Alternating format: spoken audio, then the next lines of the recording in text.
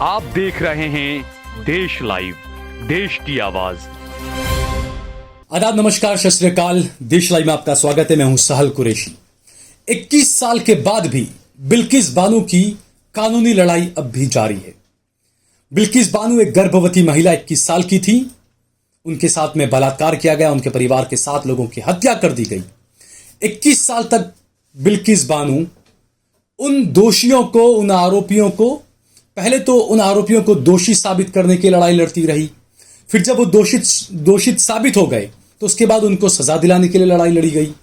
उसके बाद जब सजा हो गई उनको, अब बिल्किस बानो एक बार फिर से 21 साल के बाद लड़ाई लड़ रही हैं उन दोषियों को रिहाई करने के खिलाफ। और इस मामले में सुप्रीम कोर्ट में सुनवाई हुई। इस सुनवाई में सुप्रीम कोर्ट ने काफी तल्ख टिप्पणियां की। सुप्रीम कोर्ट ने 2 आरोपियों की गैर मौजूदगी पर फटकार लगाई। दरअसल हुआ यह कि इस मामले में बिल्किस के वकील ने कहा कि आरोपी अब तक हाजिर नहीं हुए। कोर्ट ने भी देखा तो कोर्ट ने कहा कि आरोपी अगर हाजिर नहीं हुआ है, जो दोषी था, माफ कीजिएगा, दोषी जो हाजिर नहीं हुआ है, तो गुजराती अखबार में और अंग्रेजी अखबार में उसके खिलाफ नोटिस छपवाया जाए। और साथ ही साथ इस मामले में जो सुनवाई कर रहे हैं जस्टिस केन जोसेफ, जो जल्द ही रिटायर होने वाले हैं, उन्होंने कई टिप्पणियां की और उन्होंने यह भी कहा, केंद्र सरकार और राज्य सरकार को नोटिस जारी करते हुए कहा है कि आप नहीं चाहते हैं कि हम इस मामले पर सुनवाई करें, यह मामला आगे बढ़े, आप ये नहीं चाहते हैं। आप सोचिए, सुप्रीम कोर्ट की इतनी सख्त, इतनी तल्ख टिप्पणी केंद्र सरकार और राज्य सरकार के खिलाफ आई, लेकिन गोदी मीडिया खामोश है। कोई गोदी मीडिया नहीं बता रहा है कि सुप्रीम कोर्ट के एक जज ने गुजरात सरकार को और केंद्र की मोदी सरकार को फटकार लगाई और कहा है कि आप नहीं चाहते हैं कि बिल्किस के मामले में सुनवाई हो। इतनी बड़ी खबर, गोदी मीडिया खामोश बैठा हुआ है। इस खबर पर हम आपको विस्तार से आगे सब कुछ बताएंगे, लेकिन उससे पहले अगर आपने हमारा चैनल देश लाइव सब्सक्राइब न किया तो हमारे चैनल को जरूर सब्सक्राइब करें। सोशल मीडिया के तमाम प्लेटफॉर्म्स पर, फेसबुक पर, ट्विटर पर, इंस्टाग्राम पर आप देश लाइव के पेज को फॉलो करें, सहल कुरैशी पेज को भी फॉलो करें और सहल कुरैशी ऑफिशियल के पेज को भी फॉलो करें। हमने हमारा नंबर दिया हुआ है, हमारा ज्यादा से ज्यादा सहयोग और समर्थन करें। फेसबुक पर अगर आप हमारी वीडियो देख रहे हैं तो ज्यादा से ज्यादा स्टार बटन दबाकर हमारा समर्थन करें। दरअसल 21 साल की बिल्किस बानो का जब बलात्कार हुआ 2002 के दंगों के दौरान, तो उसके बाद एक लंबी लड़ाई लड़ी गई। एफआईआर भी सही से पुलिस वाले तो दर्ज नहीं कर रहे थे। एफआईआर दर्ज हुई, 11 लोगों के नाम उसमें नामजद किए गए। उसके बाद में एक लंबी लड़ाई लड़ी, 11 लोगों को सजा हुई, लेकिन उसके बाद गुजरात सरकार ने इन 11 लोगों को 15 अगस्त के दिन आजादी के नाम पर आजाद कर दिया। उसके बाद बिल्किस बानो एक बार फिर से पहुंच गई सुप्रीम कोर्ट, और सुप्रीम कोर्ट में बिल्किस बानो ने अर्जी दी और कहा कि ऐसे आप बलात्कार के और हत्या के आरोपियों को किस आधार पर रिहा कर सकते हैं। और यहां पर 2 अर्जी दी गई। एक तो यह था कि जो 11 दोषी थे, सजा होने के बाद उनको रिहा कैसे किया गया, एक अर्जी इसकी थी। और दूसरी अर्जी यह थी, बिल्किस बानो के वकील ने यह अर्जी भी दी कि जब यह मामले में जो सजा सुनाई गई है वो महाराष्ट्र की कोर्ट ने सजा सुनाई है, तो उस सजा को आखिर गुजरात की सरकार कैसे रद्द कर सकती है, गुजरात की सरकार इस पर फैसला कैसे ले सकती है। ये 2 अर्जियां हैं। इस 2 अर्जी के मामले में सुनवाई चल रही थी। 2 अलग अलग सुनवाई हुई।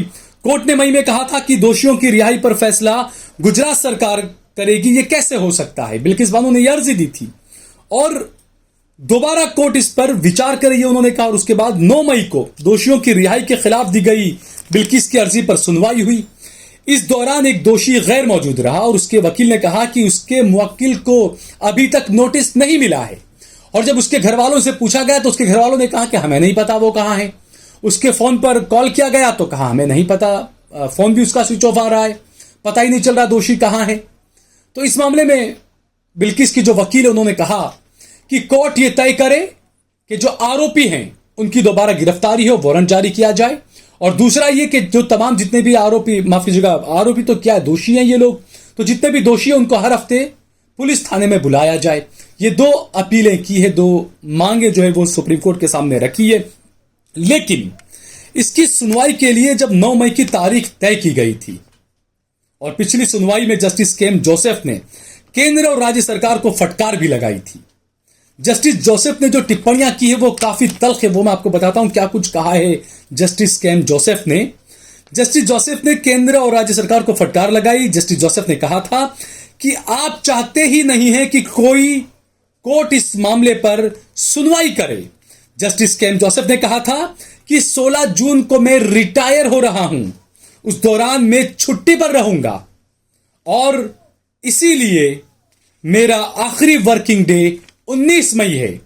हमने यह साफ कर दिया था कि इस मामले को निपटारे के लिए सुना जाएगा, लेकिन सरकारें नहीं चाहती कि इस मामले पर सुनवाई हो। इतनी तक टिप्पणी केम जोसेफ ने कही कि वहीं 9 मई को बिल्किस के वकील शोभा गुप्ता ने बताया कि गुजरात पुलिस की मदद से दोषियों को नोटिस देने का प्रयास किया गया, लेकिन हम असफल हुए, हम सफल नहीं हो पाए। दोषी घर पर भी नहीं था, दोषी का मोबाइल भी स्विच ऑफ था। दोषी के परिवार वालों ने कहा कि वो कहां है हमें नहीं पता। वकील ने कहा दोषियों को हर हफ्ते पुलिस स्टेशन बुलाया जाए और आदेश 53 लागू किया जाए, गिरफ्तारी का वारंट जारी किया जाए। गुजरात सरकार के वकील ने तो बिल्किस की अर्जी को ही झूठा बता दिया।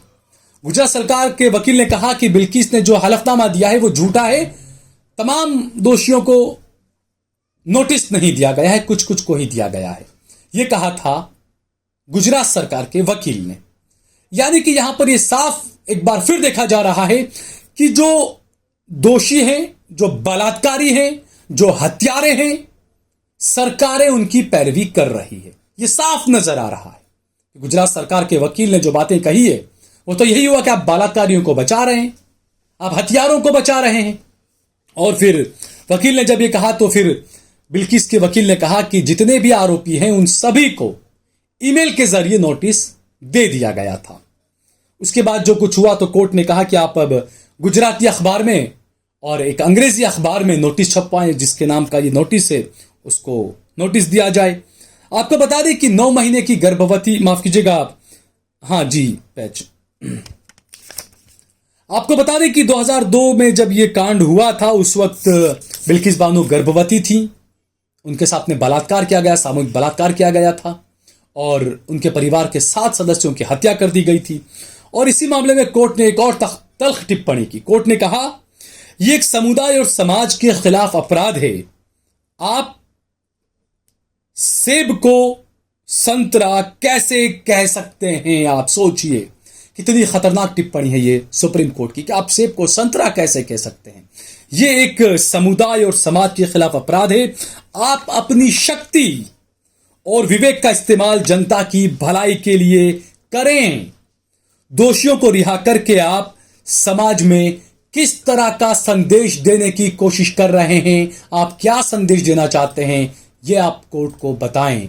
ये इतनी तल्ख टिप्पणी, इतनी खतरनाक नोटिस, इतना खतरनाक तंकीद, इतना खतरनाक तमाचा गुजरात सरकार को और केंद्र की मोदी सरकार को मारा है सुप्रीम कोर्ट के जज ने। लेकिन गोदी मीडिया से यह खबर गायब है। गोदी मीडिया आपको यह खबर नहीं दिखाएगी। स्मृति ईरानी खामोश है। यहां पर महिला सशक्तिकरण याद नहीं आएगा। जो लोग केरला स्टोरी को लेकर, वो लोग बिल्किस बानो के मामले पर खामोश क्यों हैं? जो महिला सशक्तिकरण की बात करते हैं, महिला को इंसाफ दिलाने की बात करते हैं, क्या महिला इस देश, बिल्किस बानो इस देश की बेटी नहीं है? क्या वो महिला नहीं है? उनके आरोपियों को कोर्ट ने सजा सुनाई, वो सजा में थे, कोर्ट जेल के अंदर थे और सरकार उनको रिहा कर देती है। सब खामोश रहते हैं, कोई आवाज नहीं उठाता। और वैसे आप कहते हैं कि हम महिलाओं के लिए बात करते हैं। तो ये जो चीजें हैं दोस्तों, अब देखना होगा, क्योंकि कोर्ट की जो तल्ख टिप्पणियां रही उससे तो ये साफ है कि बिल्किस के हथियारों की, उसके परिवार के हथियारों की और उसके बलात्कारियों की जो रिहाई हुई है, जिन 11 दोषियों की, कोर्ट भी उनके खिलाफ है। कोर्ट भी उनकी रिहाई के खिलाफ फिलहाल तो नजर आ रहा है। अब देखना यह होगा कि मोदी राज में बिल्किस बानो को इंसाफ मिलता है या नहीं मिलता है, यह अब देखने वाली बात होगी। और जो लोग महिला सशक्तिकरण के अलंबरदार बने घूमते हैं, जो 3 तलाक की बातें करते थे, बड़ी बड़ी मुस्लिम महिलाओं को इंसाफ दिलाने की बातें करते थे, वो स्मृति ईरानी जी, वो बीजेपी के नेतागण, वो मुख्तार अब्बास नकवी, वो शाहनवाज हुसैन, वो सब कहां हैं? बिल्किस को इंसाफ नहीं दिलाएंगे आप? महिला नहीं है बिल्किस। ये अब देखने वाली बात है कि आने वाले दिनों में सुनवाई कैसी होती है। जज साहब तो रिटायर हो जाएंगे 19 मई को, उससे पहले क्या कुछ होता है। हालांकि इस मामले की अगली सुनवाई मेरे ख्याल से जून तक के लिए अब टाल दी गई है। तो जस्टिस केन जोसेफ तो शायद इसमें अब सुनवाई मेरे ख्याल से तो नहीं करेंगे, क्योंकि 16 जून तक के लिए इस मामले को अब टाल दिया गया है। 16 जून को इस मामले पर अब दूसरी सुनवाई होगी। अगर आपको ये वीडियो पसंद आई हो तो इस पर कमेंट करें, इसे लाइक करें, इसे ज्यादा से ज्यादा शेयर करें। अगर आपने हमारा चैनल देश लाइव सब्सक्राइब न किया हो तो हमारे चैनल को जरूर सब्सक्राइब करें।